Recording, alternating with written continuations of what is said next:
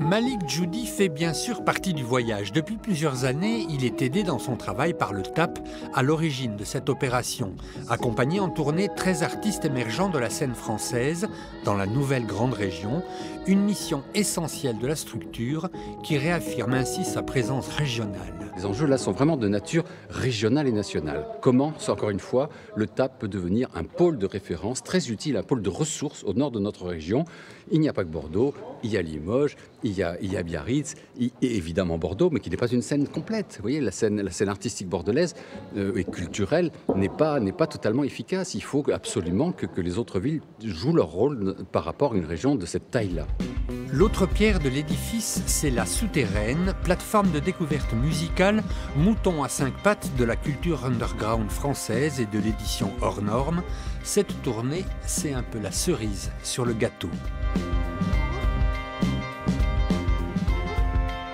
Juste encourager la curiosité, que ce soit chez des programmateurs, chez des gens de tous les jours, vous, moi, n'importe qui, à écouter autre chose. Et donc ces opérations-là d'organisation de toutes ces histoires et tous ces groupes et tous ces musiciens qui sont d'abord des gens qui font des choses authentiques, voilà, tout est bon à prendre. Une mise en avant de la pop française et en français dans le texte, richesse insoupçonnée d'une production foisonnante en marge des circuits classiques. Je crois qu'il y a derrière ce genre d'initiative un désir de montrer que les choses sont possibles différemment. On peut faire vivre la musique en dehors du circuit commercial, une musique de qualité et qui a un public en fait, parce que souvent on croit que quand les choses sont un peu pointues, ça n'intéresse personne, alors que c'est le contraire. Je crois que les gens sont en demande de quelque chose de qualitatif.